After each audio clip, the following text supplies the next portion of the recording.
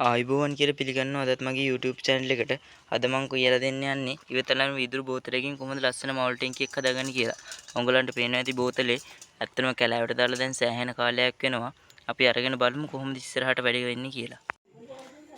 ඉතින් අපි ඔන්න හොදන්නේ කියලා බෝතල එළියට ගත්තා. ඔයගලන්ට පේනවා ඇති මාරම විදියට ජරාව තියෙනවා ඇතුළේ මේ. ඔයගලන්ට පෙන්නන්න බලමු. ඔයගලන්ට පේනවා ඇති මේක ඇතුලේ LG ඉඳන් තියෙනවා.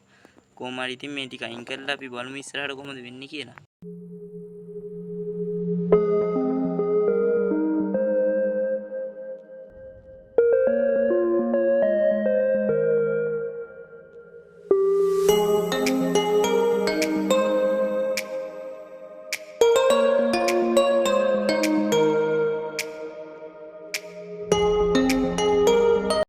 ඔයගොල්ලෝ කලින් වීඩියෝ ක්ලිප් එකේ දකින්න නැති කොහොමද මේක හේතුවේ කියලා. ඇත්තටම මේක මෙතනින් එහාට මේ දියවැසියලා රොමෙව්ව ඇතුලෙන් බැඳිලා තියෙන්නේ. ඔයගොල්ලන්ට පේනවා ඇති යවන්න බෑ. අපි බලමු පොල් මුඩ්ඩකට කෝටු කැල්ලක් ගැට ගහලා පුළුවන් විදිහට සුද්ධ කරමු. ඊට පස්සේ කොහොමත් මෙන්න මෙතනින් මේ හැටියෙන් වගේ ඔන්නෝම කට් එකක් යනවානේ. කපලි වෙලා මේක ලයින් කරනවානේ. ඊට පස්සේ හැමුණොත් ඊටු ටික සුද්ධ කර මේ කපලි ඉවර වෙලා ඇතුළට මේ පොල් මුඩ්ඩක් දාලා අතින් සුද්ධ කරනවා. බලමු අපි ඉස්සරහට කොහොමද වෙන්නේ කියලා. ඉතින් යාළුවනේ දැන් අපි කරන්න හදන්නේ මේ විදිහට වැලි ටිකක් අරගෙන වැලි ටික මෙහෙම බෝතලය ඇතුළට දාගන්න ඕනේ. ඉතින් අපි දැන් මෙන්න මෙහෙම මේ වැලි ටික ඔක්කොම වගේ මේකට මෙහෙම දාගන්නවා. දාගෙන ඉවර වෙලා මේක හොල්ලලා ඉවරලා තියෙන දියසෙවල් ටික යවා ගන්න තමයි අපි දැන් හදන්නේ.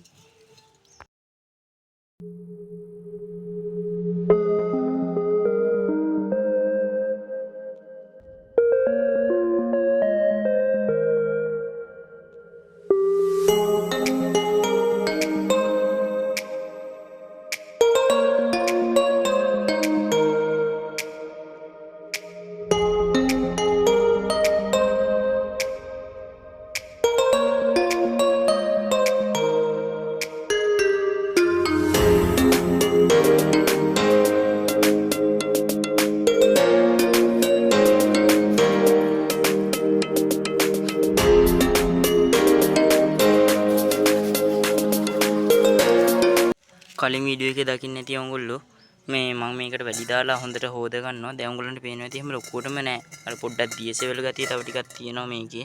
ඒ මිසකෙම ලොකුවට අර කලින් තිබ්බ තරම් ජරාව එහෙම මොකුත් නෑ. අපි බලමු මේ ටිකත් පොල් මුඩ්ඩකට කෝටු කැල්ලක් ගැට ගහලා පුළුවන් වුණොත් යවනවා. නැත්නම් අපි මේක මෙතනින් මෙහෙම කට් එක දාලා ඉවර වෙලා මේ එතකොට සුද්ධ කරගමු. ඇත්තටම යාළුවනේ මං වීදුරු කපන තැන් දෙක තුනකටම ගියා. හරි ගියේ නෑ. ඒගොල්ලෝ කිව්වා මේක කපන්න බෑ තුනී වැඩි මෙහෙමයි කියලා. උගලන්ටත් පේනවා ඇති මේක සෑහෙන්නම තුනී.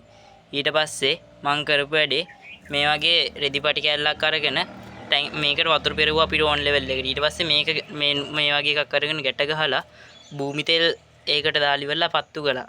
පත්තු කරලා ඉවරලා කැඩුවට පස්සේ උගලන්ට පේනවා ඇති හරියට කැඩුන්නේ නැහැ. මේ තනින් උල් කෑලි අර මෙව්වා තියෙනවා. ඒ වුණාට ඒ ටික අපි වැලි කොලයකින් මොනවා හරි කරලා මේව කරනවා. ඒ කිසි ප්‍රශ්නයක් නැතුව යාළුවනේ ගාන්න මෙතනින් මේ වගේ පොඩි ප්‍රශ්න තියෙනවා.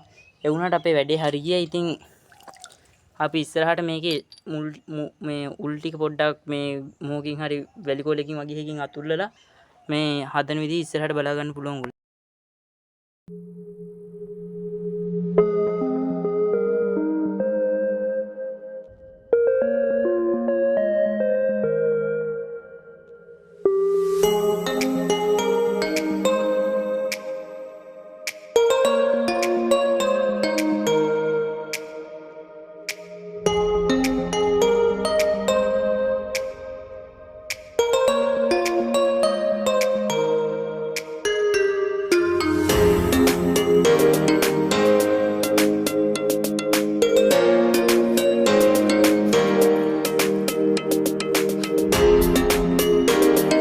ඔයගොල්ලන්ට පේනවා ඇති යාළුවනේ දැන් මේක මේ තියෙන විදිය. ඔයගොල්ලන්ට පේනවා ඇති.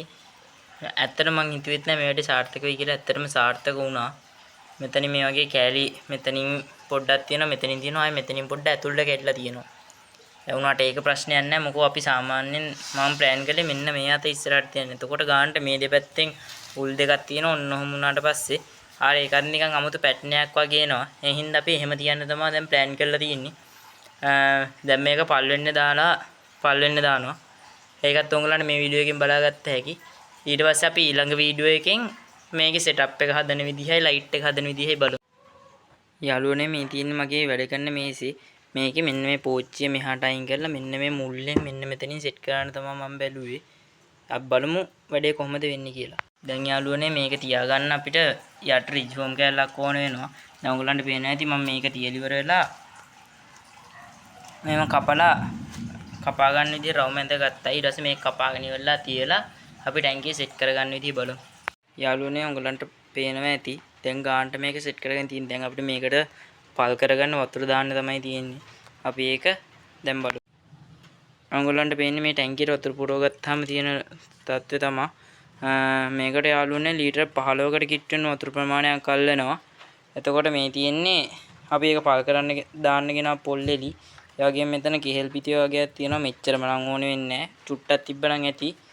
ඉතින් ඕගොල්ලන්ට ටැංකිය සීසන් වෙලා ඉවරුනහම කොහොමද තියෙන්නේ කියලා මම පෙන්වන්නම් ඊගා වීඩියෝ ක්ලිප් එකේ.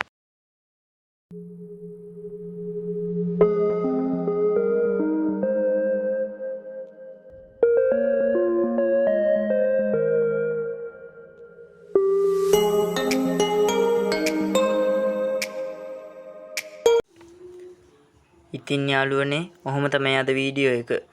මේ වීඩියෝ එක හොඳ නම් subscribe කරලා එකතු වෙන්න මගේ channel එකත් එක්ක.